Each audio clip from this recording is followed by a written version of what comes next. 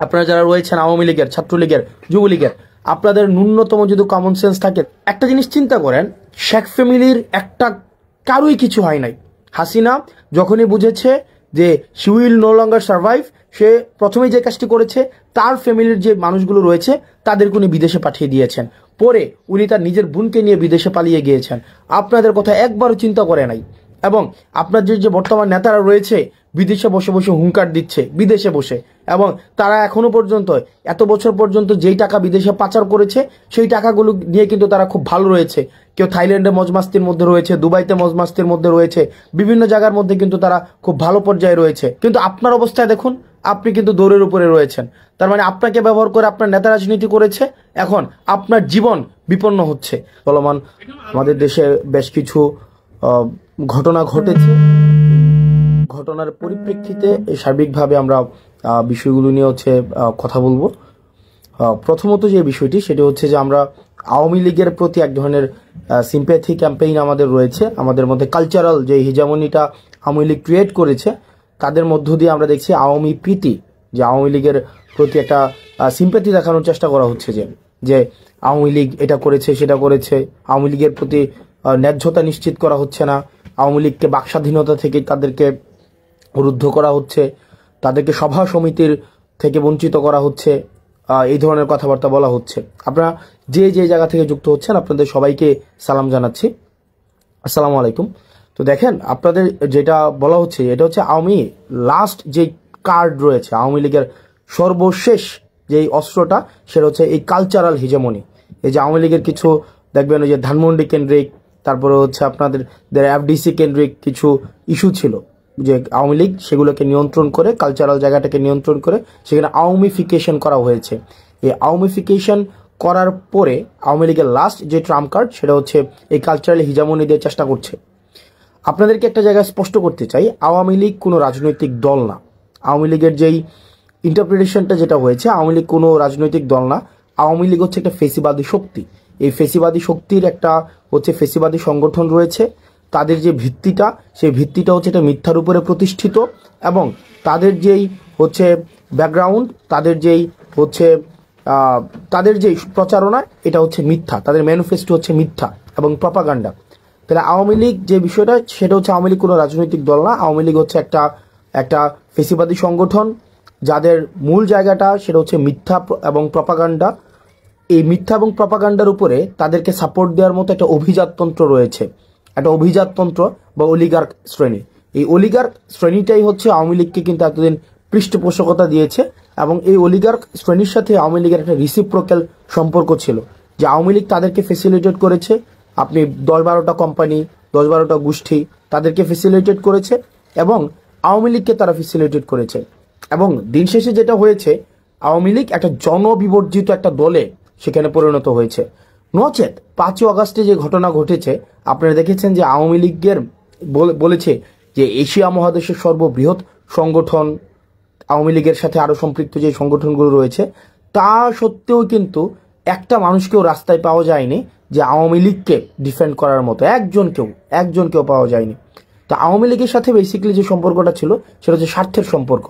এখন এই ফেসিবাদ পরবর্তী সময়ে আওয়ামী লীগ তো এই দীর্ঘ 1.5 দশকেরও বেশি সময় ধরে আপনার ন্যূনতম যে আপনার যেটাকে বলি যেই মৌলিক অধিকার ছিল, নাগরিক অধিকার ছিল, এই নাগরিক অধিকার পর্যন্ত কিন্তু আওয়ামী লীগ আপনাকে দেয়নি। আওয়ামী লীগ একটা নাগরিক যেই অধিকার রয়েছে, আপনাকে নাগরিক হয়ে ওঠার সুযোগ দেয়নি। আওয়ামী লীগ আপনাকে প্রজা বানিয়ে রেখেছিল। একটা মানুষ যে নাগরিক হয়ে উঠবে, নাগরিকের সাথে রাষ্ট্রের কিছু কমিটমেন্ট রয়েছে, নাগরিকের সাথে রাষ্ট্রের কিছু আপনার লিগ্যাল কিছু কমিটমেন্ট রয়েছে। এই কমিটমেন্টের মধ্য দিয়ে জনগণ নাগরিক হয়ে ওঠে।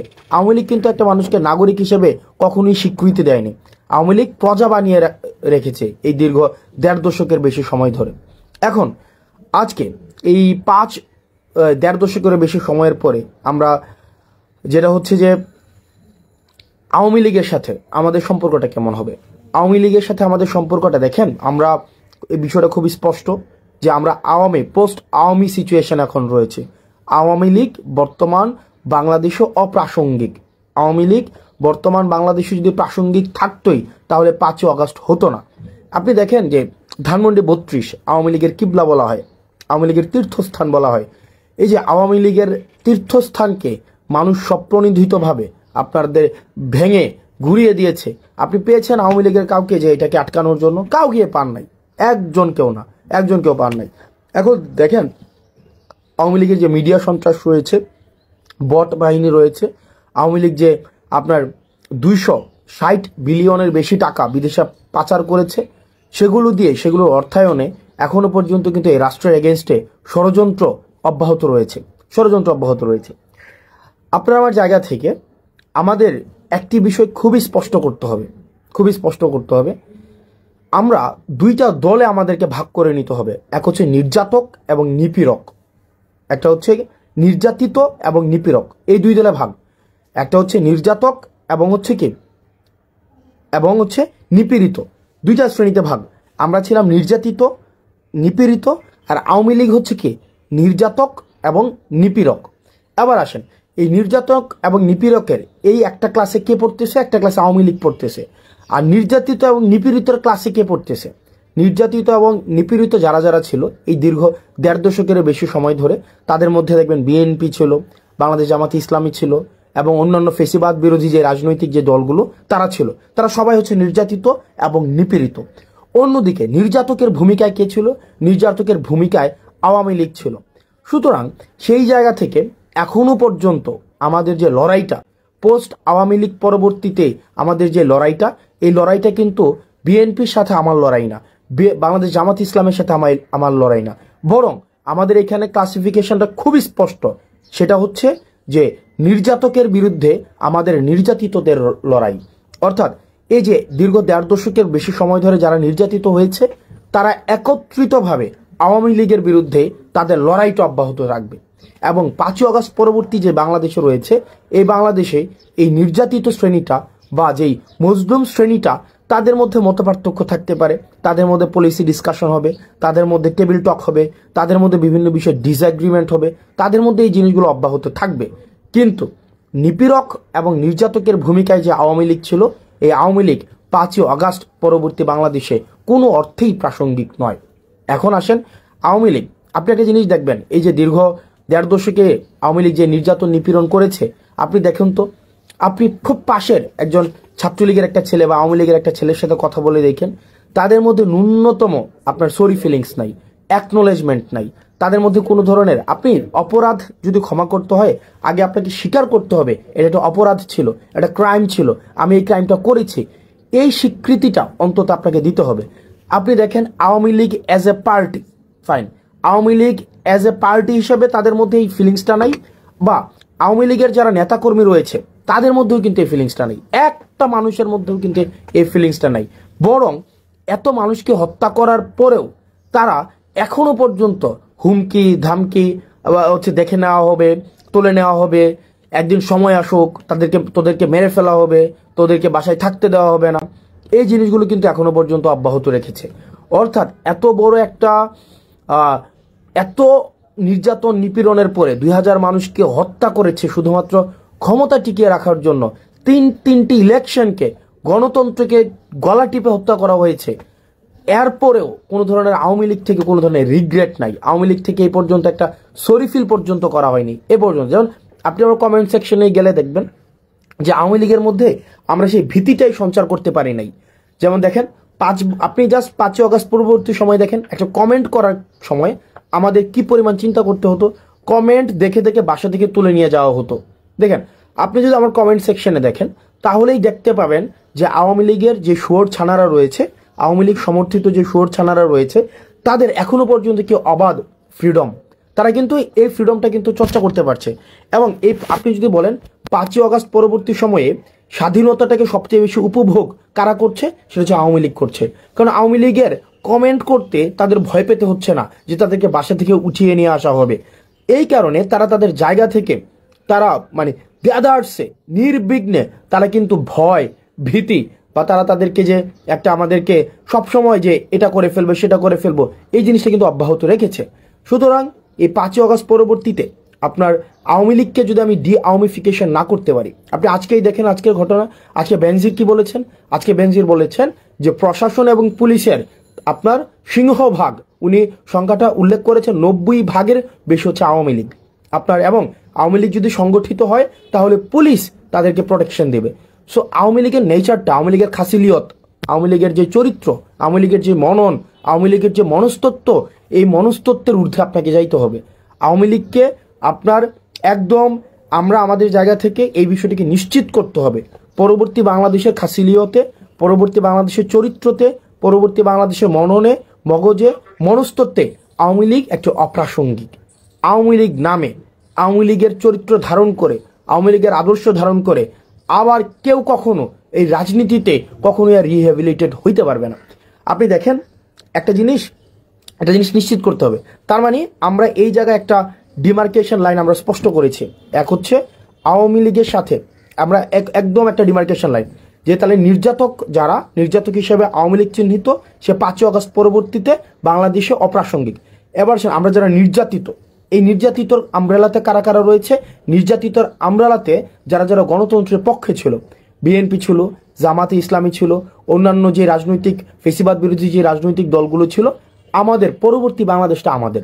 এখন এই আমাদের বাংলাদেশে আমাদের মধ্যে গণতান্ত্রিক সৌন্দর্য, আমাদের মধ্যে মত পার্থক্য থাকবে, এক বিষয়ে সবাই একমত হব, এটাও একটা ফেসিবাদী চরিত্র যে সব বিষয়ে আমাদের একমত হইতে হবে।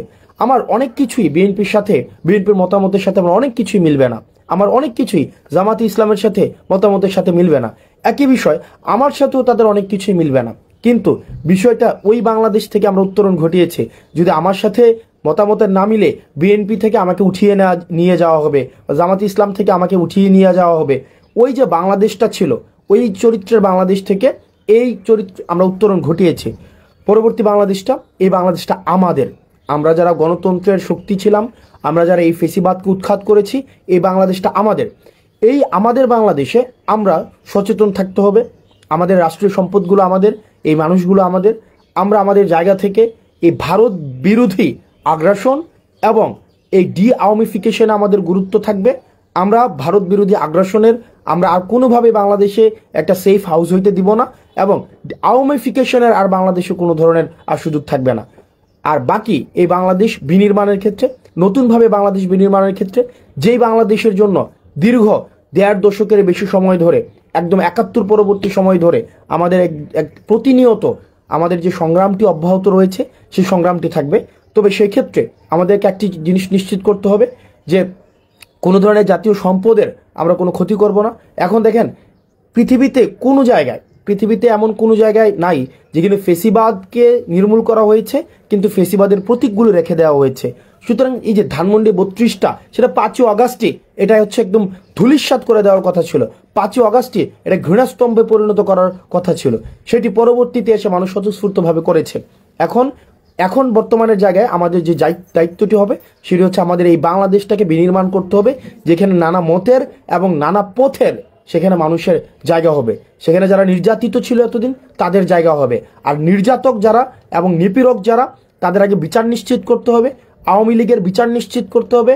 আওয়ামী লীগকে পলিটিক্যালি, এই আদর্শ নিয়ে পলিটিক্যালি ফাংশন আর কোনোভাবেই কখনোই করতে দেওয়া হবে না। আমাদের পরবর্তী বাংলাদেশটা আমাদের। যারা নির্যাতিত ছিল, ইন জেনারেল যারা নির্যাতিত ছিল, আমাদের পরবর্তী বাংলাদেশটা আমাদেরকে গঠন করতে হবে।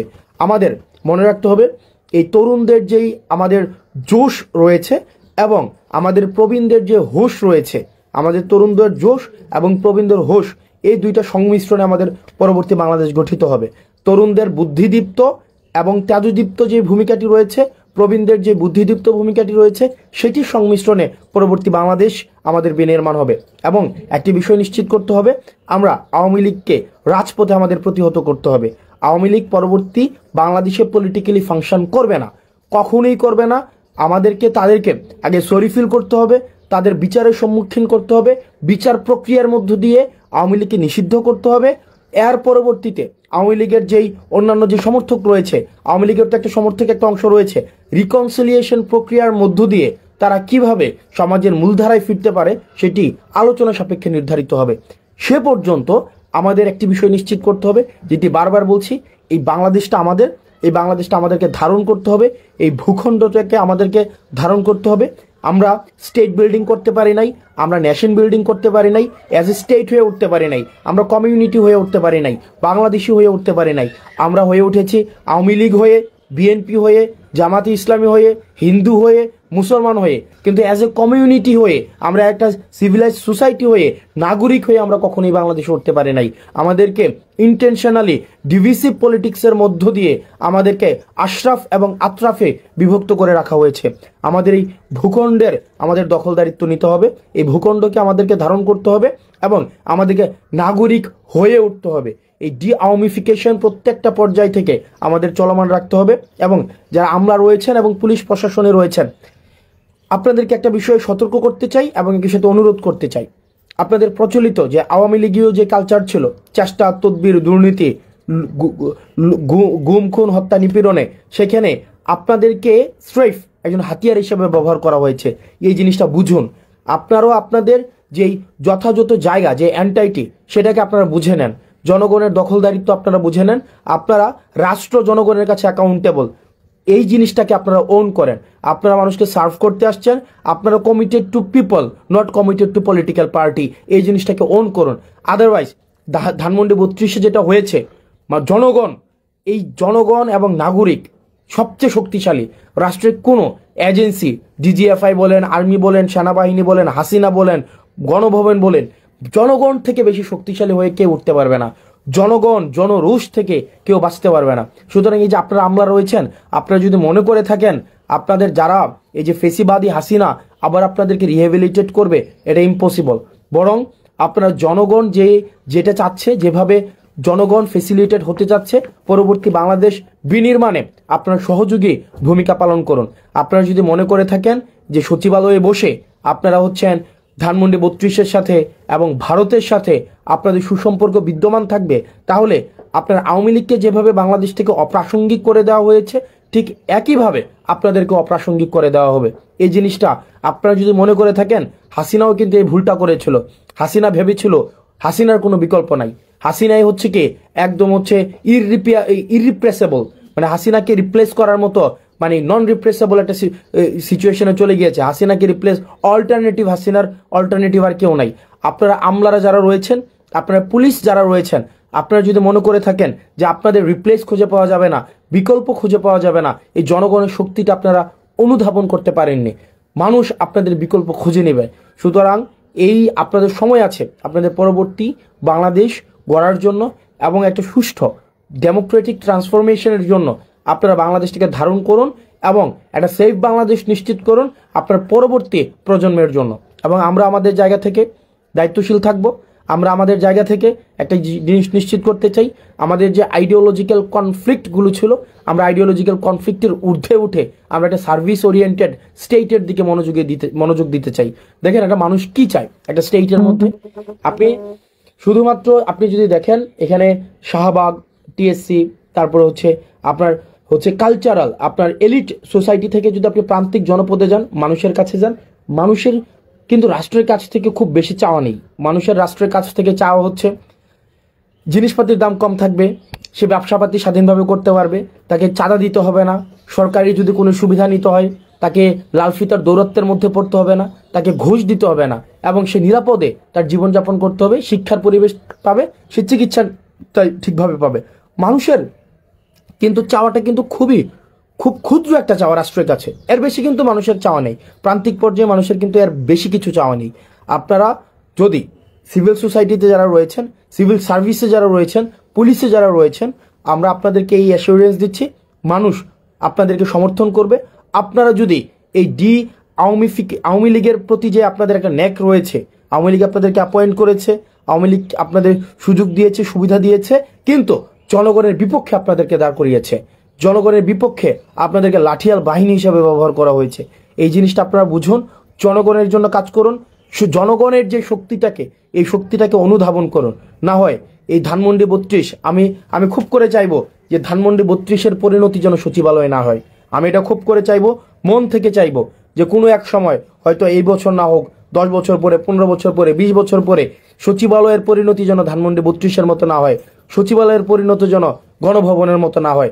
সুতরাং শিক্ষা গ্রহণ করুন, ধানমন্ডি 32 থেকে শিক্ষা গ্রহণ করুন, গণভবন থেকে শিক্ষা গ্রহণ করুন। আপনারা যদি মনে করে থাকেন, আপনারা যারা আমলা রয়েছেন, পুলিশ রয়েছেন, আপনারা দুর্দান্ত প্রতাপশালী, আপনাদের এই যে বেনজির পালাই যেতে বাধ্য হয়েছে, আপনার দুর্দণ্ড প্রতাপশালী, একদম যে পুরো বাংলাদেশকে মনে করতো যে এক কথায় তার কথাই চলে, আপনাদের ডিবি হারুন দেশ থেকে পালাইতে হয়েছে। আপনাদের এই মানুষগুলো কিন্তু আপনার দেশ থেকে পালাতে বাধ্য হয়েছে, কারণ তারা জনগণকে সাথে নিয়ে থাকেনি, তারা আওয়ামী লীগকে তারা তাদের কিবলা বানিয়েছে।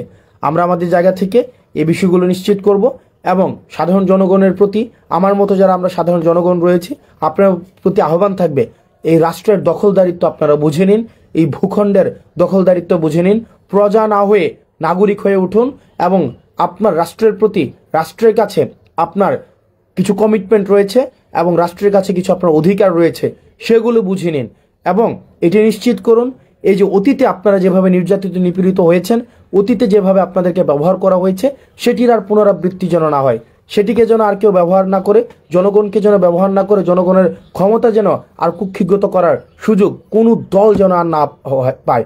এবং একটি জিনিস নিশ্চিত করতে হবে, মজলুম যেন আবার জালিম না হয়ে ওঠে।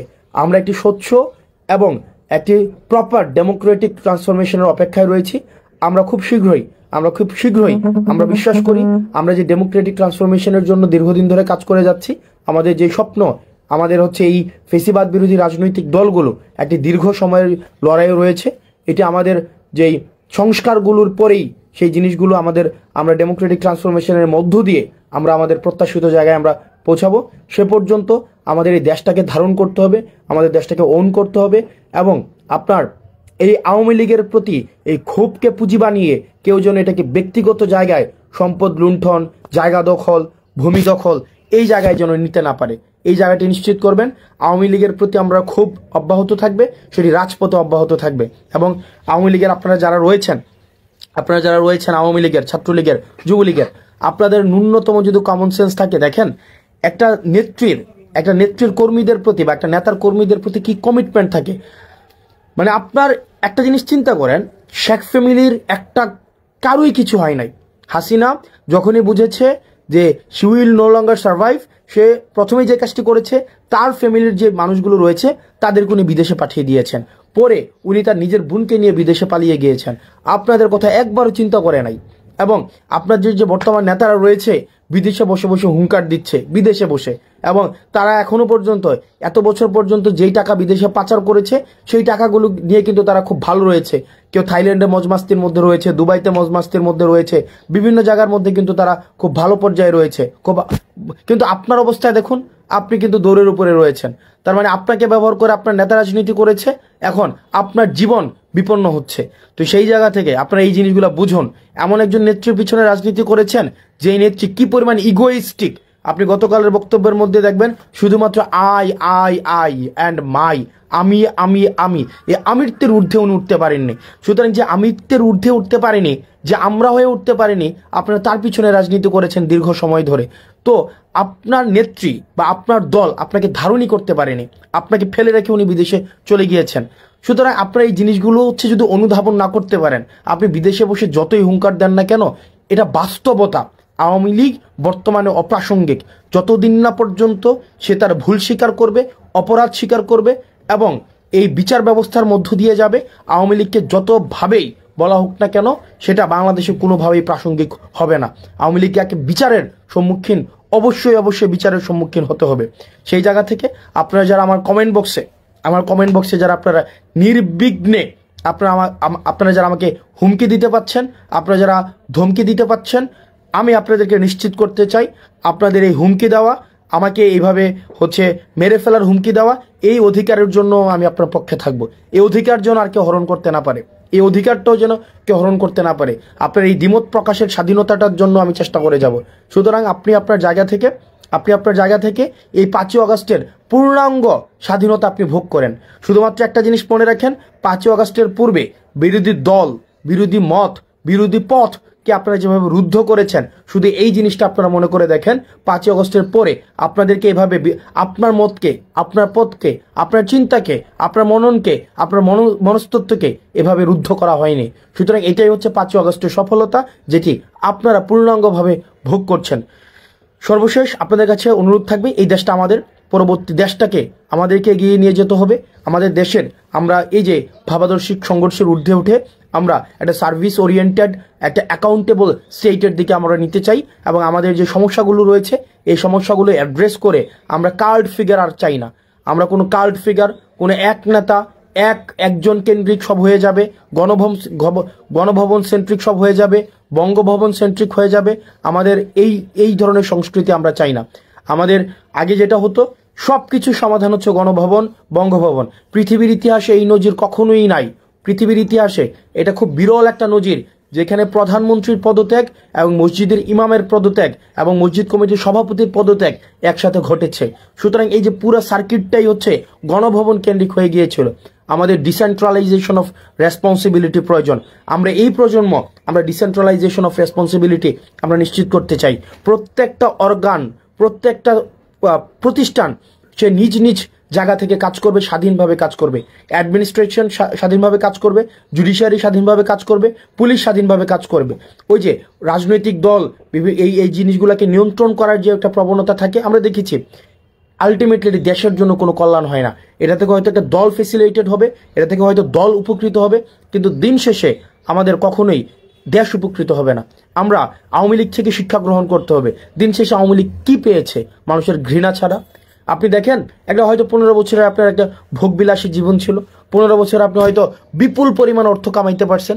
এখন দেখেন আপনি ফ্যামিলির সাথে আপনার একসাথে বসে আপনার খাবার খাওয়ার পর্যন্ত আপনার ফুসরত নেই। তো এই যে এত অর্থ ইনকাম করা হয়েছে, এত অর্থ জমা করা হয়েছে, দিন শেষে এটা তো কিছুই লাভ হয় নাই। এর বিনিময়ে আপনারা পেয়েছেন মানুষের ঘৃণা। এই তরুণ প্রজন্ম আমরা যারা রয়েছি, আমরা এই বিষয়গুলো থেকে আমরা শিক্ষা গ্রহণ করেছি। দিন শেষে যতদিন পর্যন্ত জনমুখী থাকা যাবে, যতদিন পর্যন্ত সার্ভিস ওরিয়েন্টেড থাকা যাবে, রাষ্ট্রের প্রতি যতদিন পর্যন্ত অ্যাকাউন্টেবল থাকা যাবে, ততদিন পর্যন্তই মানুষ আপনার পক্ষে থাকবে, মানুষ আপনাকে শ্রদ্ধা করবে। আপনার 1000 কোটি টাকা এবং মানুষের ঘৃণা, আর আপনার কোনো টাকাই নাই কিন্তু মানুষের শ্রদ্ধাবোধ আপনার প্রতি রয়েছে, আমি দ্বিতীয়টি আমি বেছে নেব। আমার টাকা পয়সার কোনো প্রয়োজন নেই, এই তরুণ প্রজন্মের টাকা পয়সার প্রয়োজন নেই।